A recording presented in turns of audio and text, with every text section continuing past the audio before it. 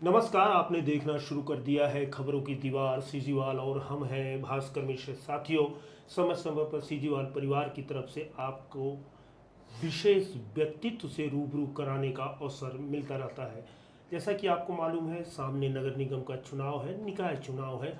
और खासकर नगर निगम के चुनाव में एक विशेष अपनी निकाय चुनाव की बहुत बड़ी भूमिका होती है और नज़र भी आती है। लोग बहुत सीधे सीधे जनता और नेता के बीच में रूबरू होते हैं। खासकर सीजीवाल परिवार का ये मानना है कि बिलासपुर नगर निगम इतिहास बड़ा गौरवशाली रहा है और इस पूरे इतिहास में एक मेयर, एक महापौर महिला भी रही है। बड़ी दबंग महिला जिसका राजनीतिक परिवार से, रसूखदार राजनीतिक परिवार से नाता रहा है। तो हमर मेयर श्रृंखला के तहत आज हम आपको रूबरू करवाने वाले हैं हमारी पुरानी मेयर, भारतीय जनता पार्टी की वरिष्ठ नेत्री वाणी राव जी का। सीजीवाल परिवार आपका स्वागत करता है। पहला सवाल, छोटा सा सवाल, राजनीति की दुनिया में आपने कदम कैसे रखा? मैं यहाँ से ही नहीं, मेरे मायके में भी राजनीति जो है वो मेरे चाचा विधायक रहे और फैमिली में ही एक राजनीतिक माहौल रहा जी। और इसलिए जब मैं विश्वविद्यालय में थी, सागर विश्वविद्यालय में, तो तभी मैंने स्टूडेंट्स लाइफ में ही ओपन यूनिवर्सिटी इलेक्शन लड़ा था और यूनिवर्सिटी के इतिहास में वो पहला मौका था कि जब किसी लड़की ने ओपन यूनिवर्सिटी इलेक्शन फाइट किया था। हाँ, लड़कियां तो निकलती नहीं थी तो। जी जी, उस दौर वैसा था यानी। हाँ नहीं, लड़कियां नहीं, ओपन इलेक्शन नहीं, इनडायरेक्ट इलेक्शन नहीं था, वो डायरेक्ट इलेक्शन था। तो वो चुनाव मैंने लड़ा था। ये पर बहुत जी जी बोल रही हैं। उस समय मैं स्टूडेंट्स फेडरेशन में थी। SFI, नहीं, AISF। AISF। छोटा सवाल छोटा सा उत्तर कि कॉलेज समय से ही आपका राजनीति से बड़ा गहरा नाता रहा है। आप जिस परिवार से आती हैं, जैसा कि अभी आपने बताया कि आपका मातृत्व पक्ष भी राजनीतिक था और ससुराल पक्ष में आती हैं, वहाँ भी बहुत नामचीन नेता थे, जैसे अशोक राव जी, राघवेंद्र राव जी, नागेश्वर राव जी। ये बिलासपुर को ये शान थे। बिलासपुर नगर निगम के राजनीति में इस परिवार की अपनी एक भूमिका है। आपको बिलासपुर नगर निगम में पहली महिला महापौर बनने का सौभाग्य प्राप्त हुआ। राजनीति में हिस्सेदारी की शुरुआत कब की?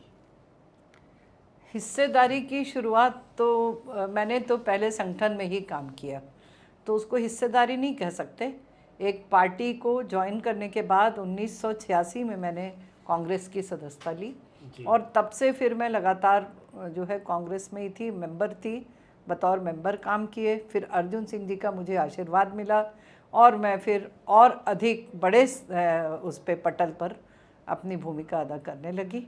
और राजनीति में हिस्सेदारी जिसको हम कह सकते हैं कि इलेक्शन के माध्यम से मैंने जो प्राप्त की वो 2010 में बतौर मेयर प्राप्त की। राव परिवार की पहली महिला सदस्य थी जो सीधे सीधे प्रत्यक्ष रूप से राजनीति में भाग ली। इसमें कितनी सच्चाई है और उसमें आपके परिवार का कितना सहयोग रहा? देखिए, एक चीज़ तो तय है कि बिना परिवार के सहयोग के कोई महिला या कोई पुरुष राजनीति में किसी भी प्रकार से सफलता हासिल नहीं करता और मैं 100% कहती हूँ कि मेरे परिवार का पूरा सहयोग था। और राव परिवार की हैसियत से पहली महिला होने का महज एक कारण था, वो ये कि मुझे अवसर मिला और पहली महापौर भी बनी। जब आप चुनाव लड़ रही थी तो प्रत्यक्ष वोट सिस्टम था कि सीधे सीधे जनता डायरेक्ट चुनाव इलेक्शंस थे। जैसे कि अभी आपने बातचीत के दौरान बताया कि ओपन यूनिवर्सिटी का बड़ा अच्छा अनुभव मिला होगा यहाँ पर आके, तो आपके सामने किस तरह की उस समय चुनौतियाँ थी? एक चीज़ मैं ज़रूर कहना चाहूँगी यहाँ कि ये हमारे परिवार का कहना चाहिए कि एक सौभाग्य रहा कि नगर निगम स्तर पे हमारे परिवार ने अपने अपने समय पे जो है प्रतिनिधित्व किया। आपको मैं बता दूं कि सन 1916 में जब विधानसभाओं के चुनाव नहीं थे लेकिन ब्रिटिश गवर्नमेंट ने स्वायत्तता देने की शुरुआत कर दी थी जी। तो नगर पालिका तब थी बिलासपुर और पहले उसके अध्यक्ष थे डॉक्टर राघवेंद्र राव। उसके बाद जब नगर निगम बना तो पहले मेयर बने आदरणीय अशोक राव जी। परिवार, हाँ, बिल्कुल परिवार जी। पहले थे। और जब पहली बार महिला सीट हुई तो सबने मिलकर मुझे एक अवसर दिया तो मैं सोचती हूँ कि ये बड़े सौभाग्य की बात है कि हम धरातल पर राजनीति का अनुभव जो है वो हमें इस शहर ने नगर निगम और नगर पालिकाओं के माध्यम से इस परिवार को मिला। बिलासपुर की राजनीति में राव परिवार नंबर 1 तब भी था, अब भी है, और चल ये दौर अभी भी आप बना कर रखी हैं। जब आप महापौर को चुनाव जीता, चुनाव से पहले प्रत्यक्ष मतदान का सिस्टम था और कांग्रेस की जीत हासिल उस समय नहीं हुई। आपके चुनाव जीतने के पहले तक कांग्रेस की लगातार महापौर की हार का ही सामना करना पड़ा डायरेक्ट में। इतना ही नहीं, 98 में लगातार विधानसभा का चुनाव भी कांग्रेस विधानसभा सीट में हार रही थी उस समय, और मेयर के चुनाव में कांग्रेस को लगातार पराजय का सामना करना पड़ रहा था। तो आपने जीत हासिल कर ये चमत्कार कैसे पैदा कर दिया? मैं तो इसके लिए यहाँ की जनता को ही कहूँगी कि सारा श्रेय उनको जाता है, जो उन्होंने भरोसा किया इस परिवार पर, इनके परफॉर्मेंस पे जो पहले रहा होगा, और जिसको निरंतर सभी परिवार के लोगों ने निभाया। और उन्होंने मुझे भी मौका देकर, ये जनता ने सोचा बिलासपुर की कि मुझे एक अवसर दिया जाना चाहिए, इसलिए मैं जीत गई।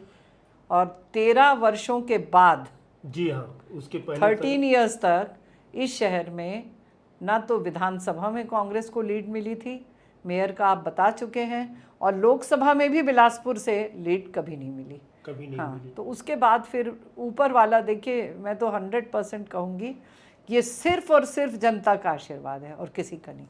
बात है कांग्रेस के अंदर भयंकर गुटबाजी है, थी, आपके लिए थी कहूँगा, जब रहा करती थी, महसूस किए होंगे। वर्तमान में है या नहीं आप बता सकती हैं। आपको मुकाबला जब आप चुनाव लड़ रही थी कि किस प्रकार की परेशानियों का सामना करना पड़ा, और जीतने के बाद जनता को कैसे भरोसा दिलाया कि उम्मीदवार सही है? गुटबाजी का थोड़ा देखिए, दीजिए। कांग्रेस में वो ढांचा जिसकी आवश्यकता है और जो पूरी तरह से पार्टी के लिए प्रतिबद्ध है, उसकी कमी शुरू से थी और अभी भी है। इसको तो राजीव जी ने भी स्वीकारा था। तो मैं भी अपने चुनाव के समय ये महसूस करती रही कि वो जो स्ट्रक्चरल मजबूती होनी चाहिए, वो सपोर्ट सिस्टम कभी भी कैंडिडेट्स का नहीं बन पाता है। उनका अपना सिस्टम होता है और उतना मजबूत नहीं हो पाता वो सिस्टम। क्या बात है कि मेयर आप बड़े अच्छे ढंग से जीती हैं, और जब विधानसभा चुनाव लड़ी तो आपको पराजय का सामना करना पड़ा, तब ये जनता आपके साथ क्यों नहीं खड़ी रही? क्या उसके पीछे एक गुटबाजी भी है? अब मैं, देखिए, जीत का श्रेय खुद को और हार का श्रेय दूसरों को नहीं देना चाहती। मैं ये कह सकती हूँ कि कई ऐसे तत्व थे जिनकी वजह से मैं वो आकलन ही नहीं कर पाई कि मैं किस ओर जा रही हूँ। ये कंफ्यूजन की स्थिति? नहीं, कंफ्यूजन नहीं था। हम तो अभी भी बतलाए कि सपोर्ट सिस्टम जो होना चाहिए वो वैसा ही था जैसे पहले था, जैसे मेयर के समय था। और ये, और विधानसभा में जो है वो स्ट्रक्चरल डैमेज हमको हुआ। जब आप मेयर बनी उस समय प्रदेश में भारतीय जनता पार्टी की सरकार थी, और प्रदेश के दिग्गज नेता, नगर के विधायक थे, जो प्रदेश सरकार के एक बहुत बड़े मंत्री थे। आपको काम करने में कितनी सुविधा हुई या असुविधा का सामना करना पड़ा? मैं ये जरूर कहूँगी कि बहुत स्मूथ नहीं था कुछ भी, और ये बहुत स्वाभाविक है क्योंकि दो पार्टियां कभी भी जब आमने सामने रहेंगी तो उसमें वो प्लेग्राउंड जो मिलता है वो लेवल उसका ठीक नहीं होता। असुविधाओं का बहुत सामना करना पड़ा? ऐसा तो नहीं कह सकती हूँ, ये तो विचारधारा का क्लैशेस थे, और विचारधारा के क्लैशेस में वो अपने काम करते थे, मैं अपनी पार्टी की मजबूती के हिसाब से और सोच के हिसाब से काम करती रही। वाणी राव का इतना बड़ा व्यक्तित्व है, था भी, कि बावजूद इसके भाजपा सरकार में उस व्यक्तित्व का फायदा नहीं मिला। अब ये तो मैं मानूंगी कि मुझे उस समय उस व्यक्तित्व का फ़ायदा नहीं मिला जो मेयर के इलेक्शन में मिला था। मेयर के इलेक्शन में एक बात और कहना चाहूँगी कि जब पार्षद जो हैं, जो वार्ड्स में लड़ते हैं, उनके पास भी एक सिंबल होता है, तो उसका कुछ सपोर्ट मिलता है जी। अगर और अधिक संख्या। हालांकि मेरे चुनाव में ऐसा हुआ कि जो पार्षद बहुत कम आए थे और मेयर निकल गई थी। अगला सवाल भी वही है कि जब आप चुनाव डायरेक्ट लड़ी हैं हाँ। तो बिलासपुर में एक अजीबोगरीब राजनीतिक स्थिति निगम में देखने को मिला कि मेयर कांग्रेस की और भाजपा पार्षद पार्षद बहुमत भाजपा की भाजपा की, तो कितनी दिक्कतों का सामना बहुत करना। बहुत ज़्यादा। इसको तो मैं कहूँगी कि ये जो विषमता थी, अनबैलेंस्ड था, ये जो कहना चाहिए पब्लिक का मैंडेट, ये मेरे लिए काम करने में बहुत सी असुविधाएं उसके लेग पुलिंग कारण। बहुत होती थी। लेग पुलिंग तो नहीं, अब जो पार्षद जिस पार्टी से जीते हैं अपना काम करते थे, तो मैं कहाँ से समर्थन जुटाती उन लोगों का जो है थे ही नहीं हमारी पार्टी के। इन विपरीत परिस्थितियों के बावजूद आपने उपलब्धियां हासिल की हैं। कुछ बताएंगी कि आपके 5 साल के निगम कार्यकाल में क्या उपलब्धियां रही हैं? देखिए, उन समस्याओं को भी बता सकती हैं जिसका आपने निदान किया है। मैं ये ज़रूर कहना चाहूँगी कि लोगों की एक्सपेक्टेशंस के हिसाब से जी। जो भी बाधाएं कारण रही हूँ, लेकिन उससे रिजल्ट्स नहीं आए, तो मैं बहुत सी उपलब्धियों को या अपनी बोस्टिंग नहीं कर सकती, लेकिन मैं फिर भी ये कह सकती हूँ कि फील्ड में लगातार प्रयासरत थी। लगातार हर दिन हर समय, कभी ऐसा नहीं हुआ कि कहीं कुछ हुआ हो तो मैं ना पहुँची हूँ।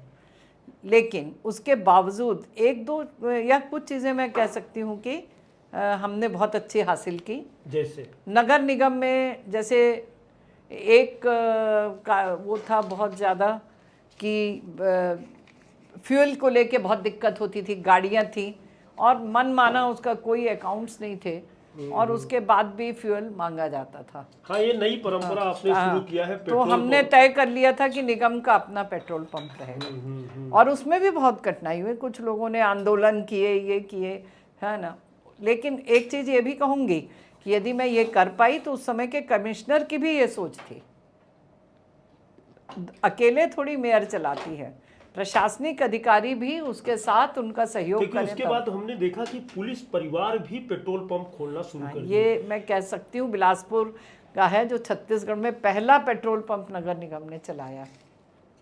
इसके बाद आपको बताऊं कि यहाँ पर जो है ये इस्टेब्लिशमेंट एक्सपेंडिचर्स बहुत ज़्यादा थे और जो वसूली होती थी टैक्सेस की बहुत कमज़ोर थी। तो जैसे ही सैलरी की प्रॉब्लम आती थी तो सैलरी नहीं मिल पाती थी, कर्मचारी अंधाधुंध भर्तियाँ, ये सब था। हाँ, तो अब सैलरी कहाँ से देंगे? तो फिर उस समय एसईसीएल के ऊपर एक बहुत बड़ी रकम थी जो उनकी देनदारी थी निगम को, बहुत बड़ी रकम थी। अब एसईसीएल तो कॉरपोरेट है। तब हमने खुद एसईसीएल के उनके अधिकारियों के साथ मेरी एक बैठक ली, मेरे हमारे साथ के निगम के साथी जो अफसर्स हैं वो भी गए थे और इस चीज़ का निराकरण करके 100% वसूली करवाई थी। क्या बात है। हाँ, और इस तरीके से एक्चुअली मैं शुरू से सोचती थी कि एरिया लेवल सॉल्यूशंस निकलने चाहिए। आपके दौर में और भी कुछ है जिसको मैं तो पर सौंदर्यीकरण की उस समय शुरुआत देख लिया था जब आप पुराने पुल को कुछ जीर्णोद्धार करना चाहते थे, कुछ है तो और बताइए। देखिए, मैं ये कहूँगी, चाय लेती रहेंगी वो। हाँ, बिल्कुल। हाँ। गरीब और अमीर जी। दोनों के बीच में एक संतुलन। अभी मैंने कहा ना कि मैं एरिया लेवल डेवलपमेंट पे भरोसा करती थी, तो रेलवे का आपको याद होगा, जैसे एसईसीएल की बात हो गई, रेलवे का जो मैं आपको याद दिलाऊंगी कि उस समय नाले का जो पानी है वो रेलवे जो है वो उसको सपोर्ट नहीं करता था, तो पूरा पानी आके तालाब में भर जाता था। बहुत बड़ी समस्या और बहुत बड़ी समस्या थी और पूरी बाढ़ में पूरा वहाँ का एरिया जो राम मंदिर के आसपास है वो भर जाता था। उसका भी निराकरण हमने रेलवे के अधिकारियों के साथ बैठ के उसको नाली को कनेक्ट कराकर मैंने उनका सपोर्ट लेकर किया था। इसके अलावा मैंने श्रमिकों के लिए शेड का जो निर्माण यहाँ अभी है, हाँ, मैं थोड़ा सा महिला होने के नाते और महिला मेयर बनने के नाते हमेशा महसूस करती थी कि महिलाओं के हित में ज़्यादा से ज़्यादा काम होए। मैं देखती थी चौक पे औरतें खड़ी रहती हैं, छोटे बच्चे, दूध मुहे बच्चे भी रहते हैं, ये रहते हैं, उनके पास एक शेड नहीं रहता कि जहाँ बैठकर वो अपने बच्चों के लिए कोई देख रेख कर सकें, फीड कर सकें, सुरक्षित बैठें। इतने जो प्राकृतिक परेशानियां हैं उससे दूर जी, रहें। जी। तो ये शेड भी हमने उस समय जो है वो कंसेप्ट मेरा ही लाया हुआ तो था। बड़ा ये सब करने में जो जनहित के मुद्दे हैं, तो भाजपा सरकार और इधर कांग्रेस की मेयर और फिर तीसरे चीज बहुमत नहीं है, तो इसको करने में कई प्रकार की परेशानियां हुई होंगी, और भी क्या क्या आपकी उपलब्धियां रही हैं? अब जैसे मैं बताऊं कि औरतों के लिए मैं बहुत ज़्यादा इंटरेस्टेड थी कि महिलाओं का बजट इंडिपेंडेंट आए। मैं हर सामान्य सभा में इस प्रस्ताव को लाती थी जी कि भाई जेंडर बजटिंग होनी चाहिए, जेंडर बेस्ड बजटिंग होनी चाहिए।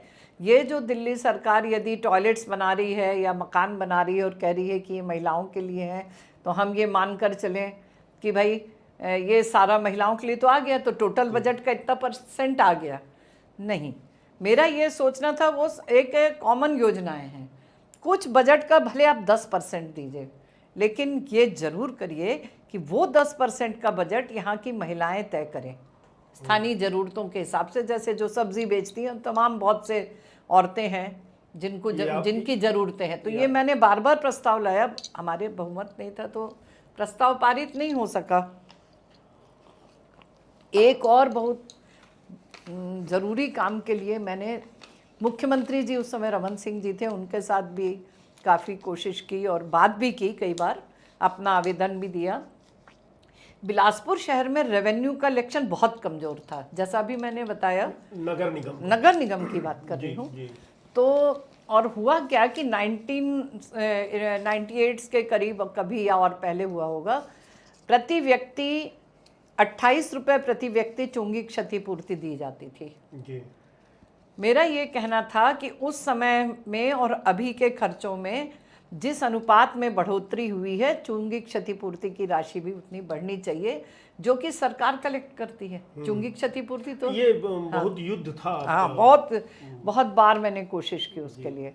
और दूसरी चीज़ ये थी कि हमारी जनसंख्या उस समय जो जोड़ी गई थी और जब मेरा कार्यकाल था उस समय बहुत फर्क आ गया था।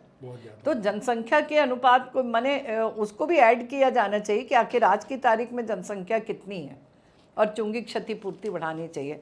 ये देखिए, कोई भी संस्थान यदि उसके पैसे मिसमैनेज्ड हैं और वो पैसे वसूले नहीं जा रहे हैं, तो आप मानकर चलिए कितना भी बड़ा नेता हो, वो अगर दिल्ली में उसकी सरकार है या वो ताकतवर है, करोड़ों रुपए ले आएगा पर एक बार लाएगा। लेकिन यदि वो प्रोसेस में रहेगा, रेवेन्यू जनरेट नहीं हो रहा है, ये तो एक निरंतर प्रोसेस है जी। तब हर फर्स्ट वीक में कहिए कि सारे निगम के कर्मचारियों को सैलरी मिल जाएगी, सफाई कर्मचारियों का एक मैनेज्ड कार्यक्रम रहेगा। तो ये सब चीज़ों के लिए मैं बहुत लगातार काम करती रही। ये भी बताना चाहूँगी कि मैंने महिला IHSDP के मकानों के लिए बहुत काम किया, बनवाया। हाँ, बहुत सारे मकान बने। उस समय दिल्ली में कांग्रेस की सरकार थी और उस समय उनकी ये योजना थी, अभी प्रधानमंत्री आवास है, उसके स्थान पर प्रधानमंत्री आवास नहीं, प्रधानमंत्री आवास तो उससे बेहतर है। हाँ, IHSDP के मकान तो कमज़ोर हैं, हाँ, निश्चित बहुत अच्छे हैं, बहुत अच्छी योजना है प्रधानमंत्री मजबूत आवास। मकान भी बन रहे हैं। ऐसा कोई काम जिसे आप करना चाहते तो थे लेकिन कर नहीं पाए, इसका मलाल रहेगा? यदि कुछ और भी उपलब्धियां आपको बिलासपुर को लेकर रही हो, वो भी आप गिनवा सकती हैं। एक चीज़ और मैं ज़रूर बताना चाहूँगी उपलब्धियों में, यहाँ पर ROC का जो ऑफिस खुला है वो 100% मेरे प्रयासों से बना है। क्या ये ROC का जो है ना, इसका कंपनीज का ऑफिस नहीं है, नगर निगम में कॉर्पोरेट ऑफिस, हाँ, कंपनीज का ऑफिस है ना, तो वो रजिस्ट्रार ऑफ कंपनीज के ऑफिस को मैं जब सचिन पायलट जी यहाँ आए थे तो उस समय उस केंद्र में उसके मंत्री थे, तो सब प्रयासरत थे कि रायपुर जाए। मैं उनके साथ कार में थी और मैंने फिर उनसे रिक्वेस्ट किया कि नहीं, बिलासपुर में होना चाहिए क्योंकि यहाँ पर हाई कोर्ट है, ये है। तो इस तरीके से जो है फाइनेंस से रिलेटेड यदि कंपनीज का जो भी ऑफिसर्स हैं वो यहाँ आना चाहिए। इस बात को लेकर इतनी गंभीरता से बिलासपुर ने नहीं सोचा और न आप जैसे नेताओं ने इसका जिक्र किया कि कंपनीज ऑफिस इतना महत्वपूर्ण है और यहाँ बनवाया गया है? नहीं, हम ही ने प्रयास किया, अभी भी मेरे पास पत्र लिखे हैं जो उनके साथ पत्र व्यवहार हुआ। सवाल फिर लौट रहा हूँ कि ऐसी आपके कार्यकाल में कोई बहुत बड़ा प्लानिंग रहा होगा, छोटा बड़ा की बात नहीं है, जो पब्लिक के हित में है और उसे आप कर पाई हैं या नहीं कर पाई, तो वो कौन सा मुद्दा है जिसका अभी तक आपको मलाल है? नहीं, बहुत सी बातें हैं ऐसी। बोल सकते एक बहुत महत्वपूर्ण चीज़ थी जो मेरे बिल्कुल कहिएगा कि एजेंडा का एक प्रायोरिटी में था, वो ये था, मैं हमेशा चाहती थी कि यहाँ इस शहर का जो कंजेशन है ट्रैफिक का और जो एक्सीडेंट्स होते हैं ये होते हैं, तो इसके लिए कोई एक सॉल्यूशन निकलना चाहिए। जी तो मैंने व्यापार विहार से, है ना, जी जी। और बिल्हा के चक्करभाटा तक एक व्यापारिक फ्लाईओवर के लिए एक प्रस्ताव दिया था, सीएम साहब को भी दिया था। अभी हाल में वो चर्चा का विषय बना था अभी विधानसभा चुनाव के दौरान। अच्छा, तो क्या था वो प्रोजेक्ट पूरा जिसे आप वो नहीं कर एक्चुअली पाए? मैं चाहती थी कि एलिवेटेड कॉरिडोर बने, एक एलिवेटेड कॉरिडोर व्यापार विहार से चक्करभाटा को कनेक्ट करे, जिसमें सिर्फ हैवी व्हीकल्स और व्यापार से संबंधित ट्रांसपोर्ट रहे। वजह यह है कि उनको भी असुविधा नहीं हो और आम जनता को भी उस ट्रांसपोर्टेशन से असुविधा ना हो, और दोनों व्यापारिक केंद्र यदि एक दूसरे से जुड़ जाते हैं तो आप ये कहिएगा कि यहाँ के व्यापार की कंडीशन ही बदल जाती, बहुत उन्नति होती है, ऐसा मैंने सोचा था। अब कई कारणों से वो काम हो नहीं पाया, पर ये होना चाहिए। और कुछ भी है कि जिसे आप महसूस करते हैं कि आपके कार्यकाल में ये हो जाना चाहिए था? अब बहुत सी बातें हैं, जैसे फिश मार्केट को मैं चाह रही थी कि एकदम शुरू साफ भी सुथरा शुरू बने। भी तो किया था आपने। शुरू किए थे, लेकिन अब वो बाद में डिस्टॉर्ट ही हो गया। हम चाह रहे थे कि जैसे बड़े शहरों में होता है फ़िश का और इस तरीके का मार्केट है, एकदम क्लीन हो, भले वो जो भी है सब्जी मार्केट भी हाइजीन हो, क्लीन हो, टॉयलेट्स साफ़ हों। टॉयलेट्स के लिए, महिलाओं के टॉयलेट्स के लिए मैं बृहस्पति बाज़ार में आए दिन वहाँ के वेंडर्स के साथ मीटिंग लेती थी। मैं चाहती थी कि फ़िश मार्केट एकदम एयर कंडीशनड हो, ताकि कोई उसमें सड़ान ना हो, साफ़ सुथरा हो, उसका ड्रेन साफ़ हो, उसका रीयूज़ हो, जैसे जो निकलता है तो वो रिसाइकिल हो हाँ, उसका। जी। और मैंने बहुत कोशिश की, वो प्रोजेक्ट भी बहुत बार मैंने रखा कि इसको मूर्त रूप देना चाहिए, पर वो संभव नहीं हो एक पाया। राजनीति से जुड़ा सवाल है, क्या नगर निगम में राजनीति का होना जरूरी है? सवाल है जनप्रतिनिधि जनता के अनुरूप काम कर सके, इसके लिए किस तरह का माहौल होना चाहिए नगर निगम में? पहली चीज दो खंड में है, क्या राजनीति का नगर निगम में होना जरूरी है, किस हद तक, और जनप्रतिनिधियों को कि जन विकास में कैसा माहौल बनाना चाहिए निगम में? देखिए, राजनीति के बिना तो कोई भी ये जो 4 लेवल के सरकार बनती है, संभव नहीं है।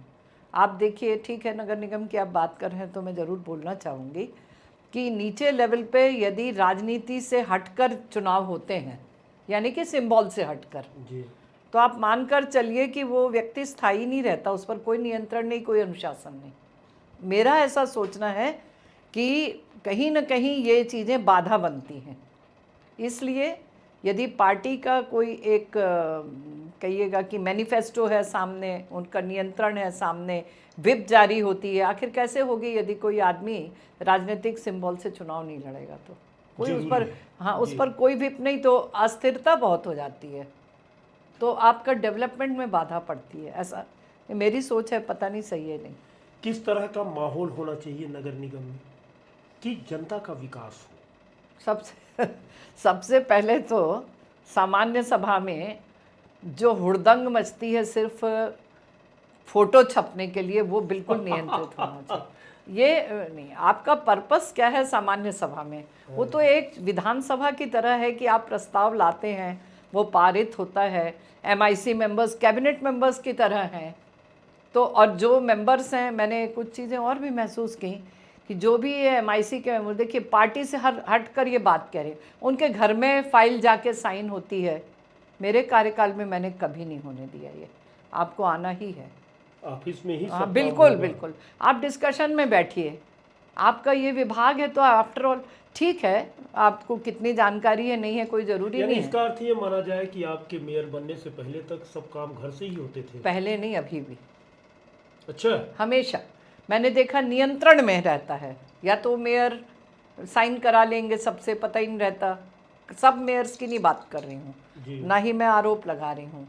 विशेष रूप से महिलाओं को लेकर उस समय मैंने महसूस किया जब मैं थी, मैं बाकियों के बारे में तो विटनेस नहीं हूँ, जी। है ना मेरे पास कोई ऐसे साक्ष्य हैं, लेकिन मैंने महसूस किया कि उनके हस्बैंड्स इतना इन्फ्लुएंस करते थे, वो अपनी बात कह ही नहीं पाती थी, उसको मीटिंग में 10 मिनट तक लाते थे और बोलते थे चलो घर चलो। तो ये ऐसे नहीं होना चाहिए। ये आधी आबादी यदि अपने आप सोचकर अपनी ज़रूरतों को इन विभिन्न माध्यमों से नहीं रखेगी तो मजबूत कैसे होगी। चूंकि अब आधी आबादी के सवाल कर लिए हैं, प्रधानमंत्री जी ने तो बिल भी पारित कर दिया है, अब कब लागू होगा? क्या नगर निगम में आधी आबादी का आप मुद्दा आरक्षण में उठा सकती हैं? मांग हो सकती है? तो क्या अभी अभी भी है, परसीमन होगा? 50% तो रहेगी मेरे ख्याल से। तो अब ये तो अभी पॉलिसी डिसीजन है। बात तो मेरे ख्याल से ये सभी सरकारें चाह रही हैं कि महिलाओं को अधिक से अधिक प्रतिनिधित्व दें। अब परेशानी ये है, प्रतिनिधित्व मिलने के बाद बतौर पत्नी, बतौर बेटी यदि महिलाएं इन्फ्लुएंस होकर अपने निर्णय देंगी तो उनका खुद का नुकसान होगा। क्या आपको लगता है कि महिलाएं बिना इन्फ्लुएंस हुए काम कर सकती हैं? बहुत महिलाएं हैं ऐसी बिना इन्फ्लुएंस हुए होती। आप भारतीय जनता पार्टी की वरिष्ठ नेत्री भी हैं, केंद्र में आपकी सरकार है, राज्य में आपकी सरकार है, तो क्या वो फ्लाईओवर ब्रिज की मांग अब भी कर सकती हैं? करेंगे, भले कुछ ना रहे नगर निगम में, हम अपने विधायक जी को देंगे कि आप इसको करवाइए, ये बहुत अच्छा है।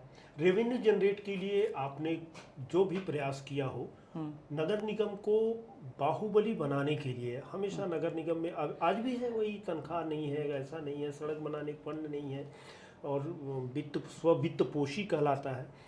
तो रेवेन्यू जनरेट के लिए आपकी क्या सलाह होगी जो आप न कर पाई हो? सबसे पहले तो चुंगी क्षतिपूर्ति पूर्ति जो है ना वो रिवाइज होना चाहिए जी।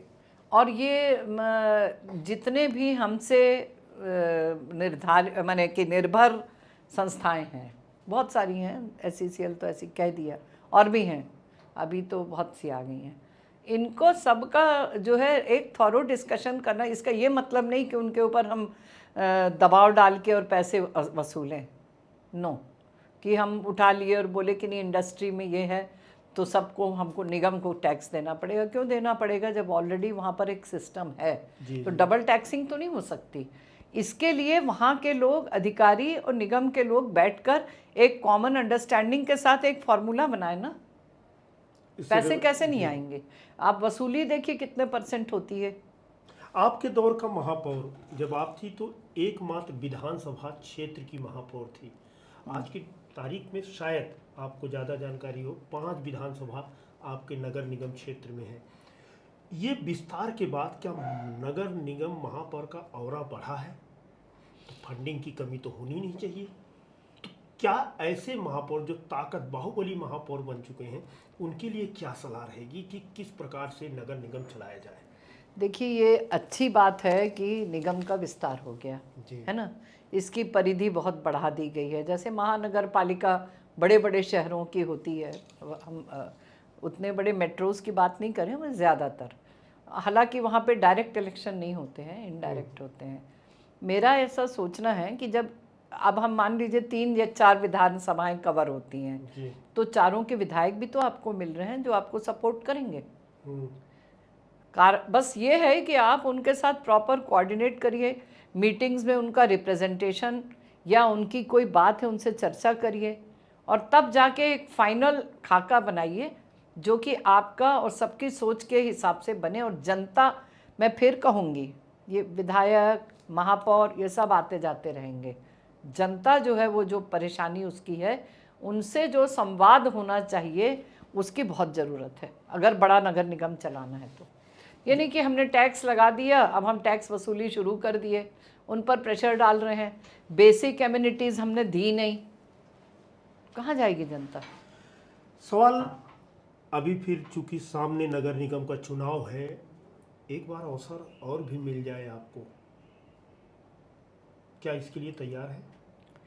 हम तो हमेशा देखिए पार्टी के प्रति और उसके आदेशों के ही उस पर रहते हैं, डिपेंड करते हैं।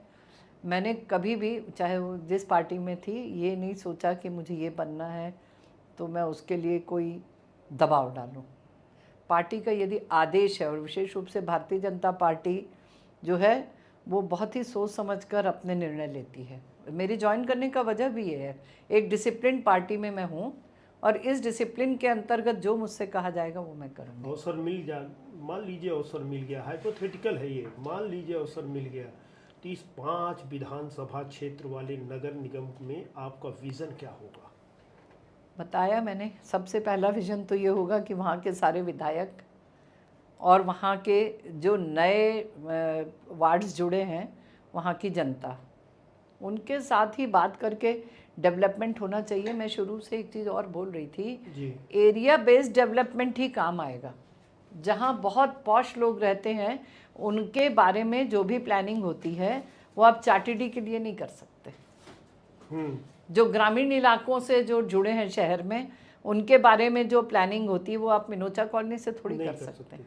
तो कहीं ना कहीं एरिया बेस्ड ही प्लानिंग और विजन होना चाहिए, तब जाके एक संतुलित विकास होता है। अभी आपने सुना कि प्रदेश के पहली वह शख्सियत जो प्रदेश का मुख्यमंत्री सीपी बरार के दौर में बना। मैं उस शख्सियत के परिवार से बात कर रहा था जो नगर निगम के इतिहास में पहली महिला मेयर बनी। मैं उस शख्सियत के परिवार से बात कर रहा था जो यहाँ से मध्य प्रदेश सरकार में मंत्री भी बने। वाणी राव का विज़न बड़ा क्लियर है कि दलगत राजनीति से ऊपर उठकर जनता के काम करना चाहिए। यदि अवसर मिलता है तो उनका अभी विज़न है, तमाम उपलब्धियां उन्होंने गिनाई है। देखने वाली बात है कि आने वाले समय में जो नगर निगम चुनाव सामने दिखाई दे रहा है, उनको क्या भूमिका पार्टी देती है। आज इतना ही, दीजिए आज्ञा, नमस्कार।